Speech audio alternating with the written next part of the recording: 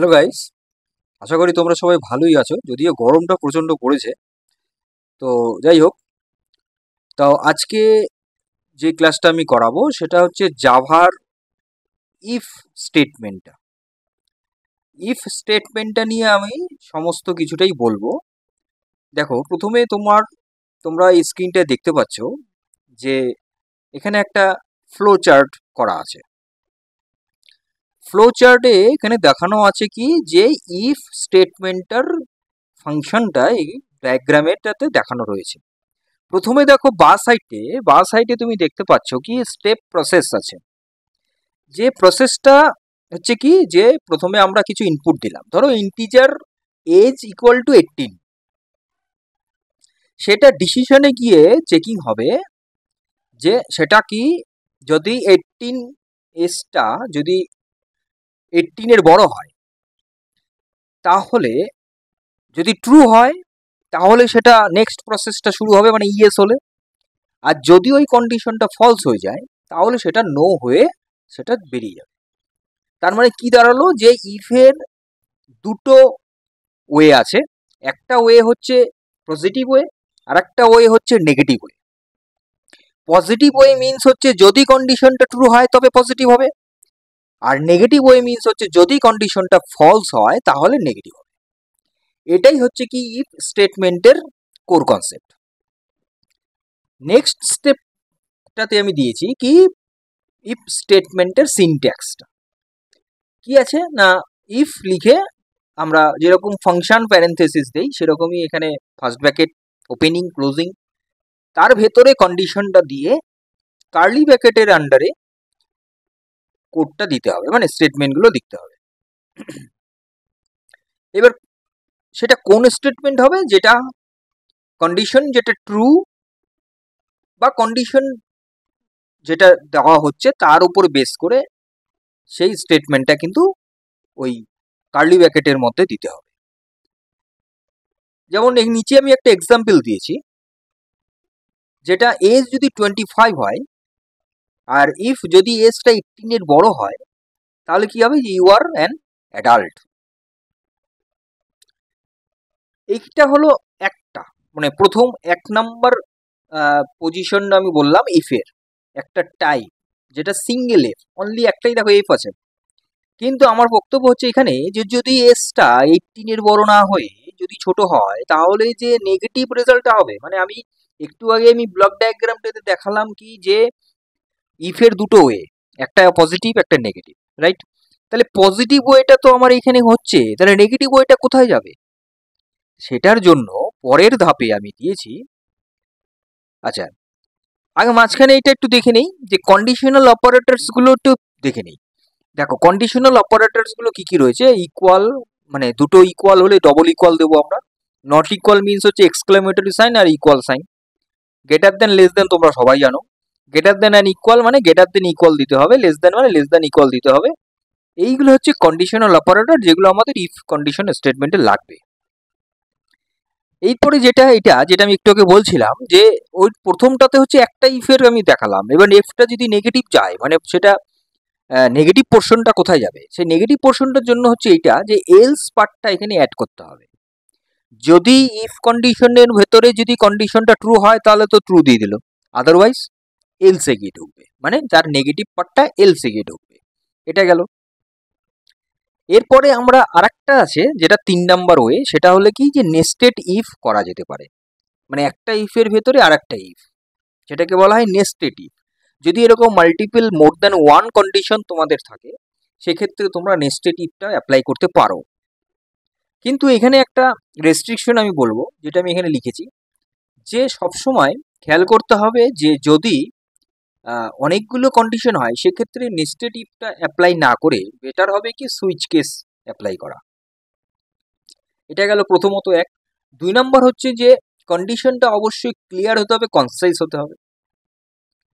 3 হতে হবে যে আমি যখন ইফের ভেতরে কার্লি ব্র্যাকেটের আন্ডারে যখন লেখাটা শুরু হবে সেটা অবশ্যই ইনডেন্ট ব্লক যেন হয়। তাতে কি হয় কি যে সেটা রিডেবিলিটিটা হয়ে যায়, মানে খুব ইজিলি সেটা বেটার হয়, পড়তে সুবিধা হয় এটা। এইবার আরেকটা কি যে consider using if else statement for two possible outcome, দুটো পসিবল যদি আউটকাম ক্ষেত্রে হয়, মানে যেটা আমি বললাম একটু আগে প্রথমটাই, যে এরকম হচ্ছে কি যে তোমার কন্ডিশনের দুটো তার ইয়েস এবং নো মানে দুটো বেরোবে, সেক্ষেত্রে কিন্তু আমরা ইফ এলস স্টেটমেন্টটাকে নেব। তো বেসিক্যালি এটা হচ্ছে মেইন বলার আজকের ক্লাসটাতে, যে ইফ নিয়ে যাবতীয় বিষয়। এবার তোমাদের একটা এক্সাম্পল আমি করে দেখাচ্ছি প্র্যাকটিক্যালি, যে প্র্যাকটিক্যালটা আমাদের হচ্ছে কি যে ইফ এলস নিয়ে আমি দেখাবো, জাস্ট একটা তোমাদের এক্সাম্পল। তাহলে দেখিয়ে আজকের ক্লাসটা আমি শেষ করছি। তাহলে চলো আমরা তাহলে এবার প্র্যাকটিক্যালে চলে যাই।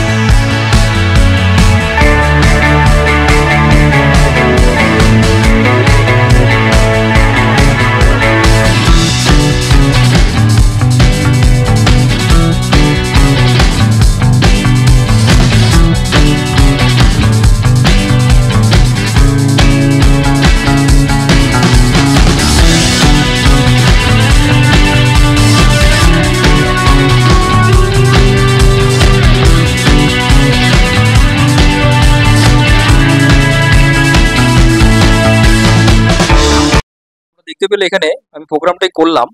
আচ্ছা, এলিজিবল হচ্ছে, এলিজিবল বানানটা এখানে ভুল আছে, দাঁড়াও এলিজিবল বানানটা ঠিক করে দিচ্ছি, টাইপিং মিস্টেক এখানে। এলিজিবল পরেরটা ঠিক আছে। আচ্ছা, কম্পাইল, দেখো তোমরা দেখতে পাচ্ছ এখানে আমি কি করলাম, এখানে একটা ক্লাস নিয়ে আমরা এখানে যেরকম করতে হয়, যে নিয়ম যেভাবে প্রসিডিওর সেভাবে তোমরা জানো অলরেডি, যারা আমার অলরেডি প্রথম থেকে ক্লাসগুলো দেখে আসছো তারা অলরেডি এটা তোমরা জানোই।